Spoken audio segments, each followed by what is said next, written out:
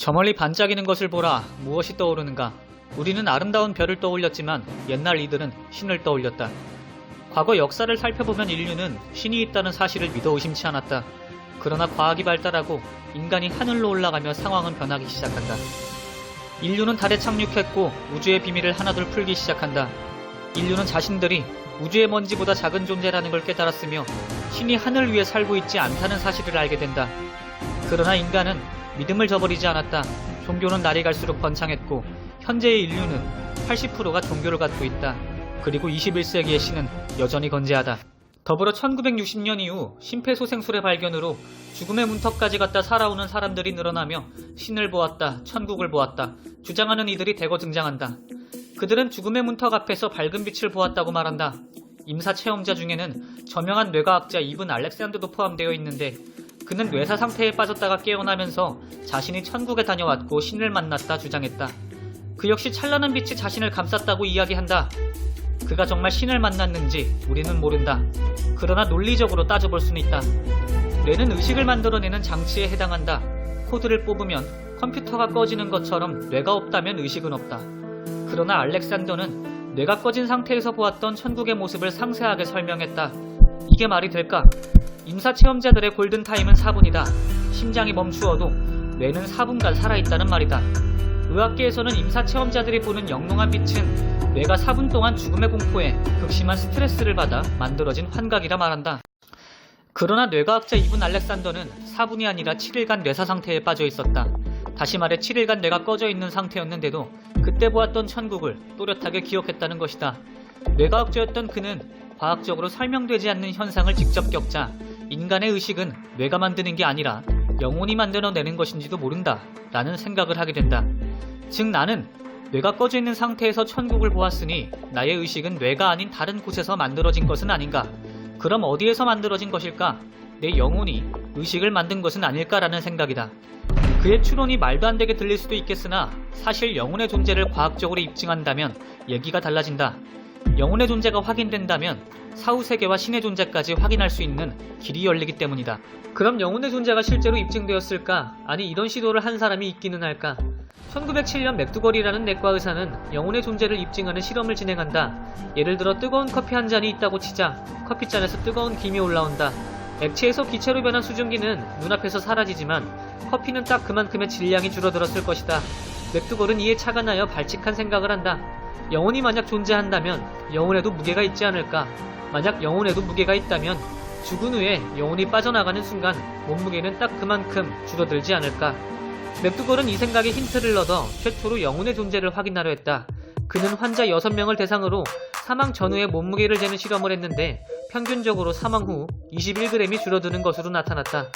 맥두걸은 줄어든 21g이 사람이 죽을 때 빠져나간 영혼의 무게라고 생각했다. 그러나 이 실험은 문제가 있었다. 실험 대상이 적었고 측정 방법이 조잡했다. 그럼 조금 더 과학적이고 대규모로 진행된 실험이 없었을까? 시간이 흘러 2008년 샘파니아 박사는 영혼의 존재를 밝히기 위한 실험에 돌입한다.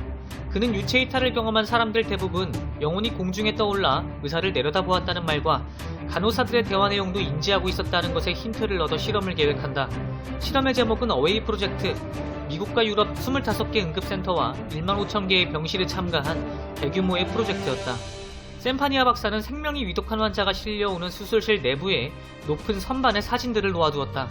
이 사진들은 환자가 유체이탈로 허공에 떠서 수술실을 내려다 보았을 때만 눈에 띄는 위치에 있었다. 만약 유체이탈을 한 사람들이 말한 것처럼 영혼이 빠져나오는 유체이탈을 경험했다면 수술실에 있는 사진을 본 기억이 있을 터였다. 샘파니아 박사는 심장마비 환자 2060명을 대상으로 실험을 진행한다.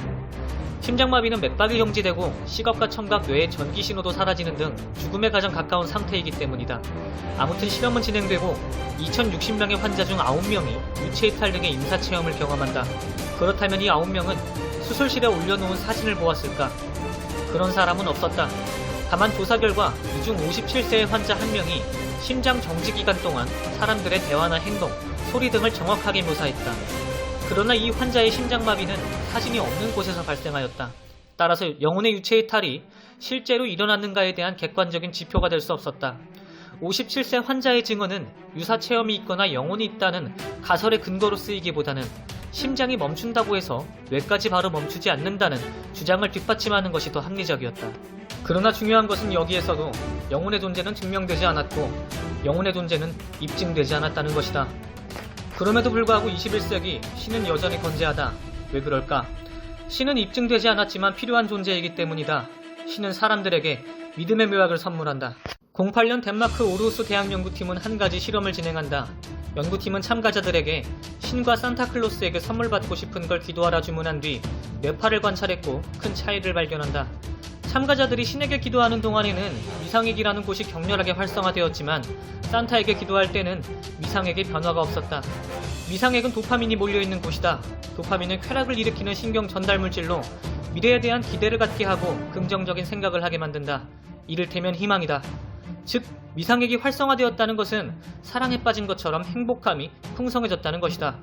그런데 왜 신에게 기도할 때 활성화되었던 미상액이 산타에게 기도할 때는 변화가 없었을까? 연구팀은 신은 실제 존재한다고 믿는 반면 산타는 가상의 인물로 받아들이기 때문이라 한다. 즉 믿고 안 믿고에 따라 이런 차이가 나타나는 것이다. 과학은 영혼이 존재하는지 신이 존재하는지 밝히지 못했으나 믿음의 효과는 밝혀냈다. 무언가를 믿는다는 행위 자체가 과하지만 않다면 인생의 플러스 요소가 될 수 있었다. 더불어 04년 미국의 신경과학자 리처드 데이비스는 인간의 뇌에서 여태껏 측정된 적 없는 높은 수준의 감마파를 발견한다. 감마파는 30Hz 이상의 고주파이기에 평범한 사람들에게는 발견되지 않는다. 완전한 몰입이나 평정심을 나타내는 뇌파이고 행복감을 나타내는 지표이기도 하다. 그가 뇌파를 실험한 대상은 두 그룹이었다. A그룹은 티베트 승려였고 B그룹은 대학생이었다. 실험 결과 불교 승려의 뇌파에서는 엄청나게 강력한 감마파가 나타났다. 재미있는 것은 승려들의 뇌파는 휴식을 취할 때도 명상을 할 때와 비슷한 수준의 감마파를 유지했다. 승려들의 뇌는 수행 중일 뿐만 아니라 평상시에도 행복감과 평화로 채워져 있었던 것이다. 그리고 2012년 신경과학 역사상 보고된 적 없는 놀라운 수치의 감마파가 다시 발견된다. 주인공은 마티우 리카르, 과학자 출신의 승려이다. 그는 4만 시간 이상을 수행했는데 워스콘신 대학 신경과학연구팀의 실험 결과 그의 뇌에서 일반인의 8배에 달하는 감마파가 측정된다.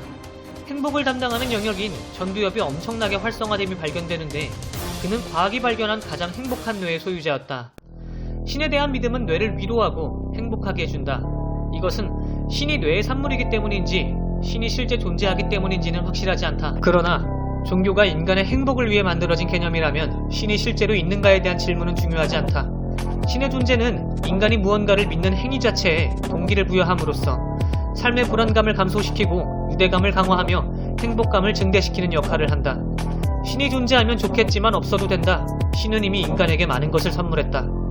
원인과 결과로 이루어진 이 세상에 완전 무결한 신이 존재한다는 것은 불합리하다.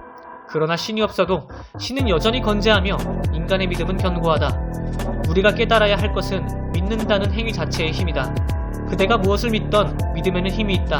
그 믿음의 대상이 하늘이건 땅이건 그대이건.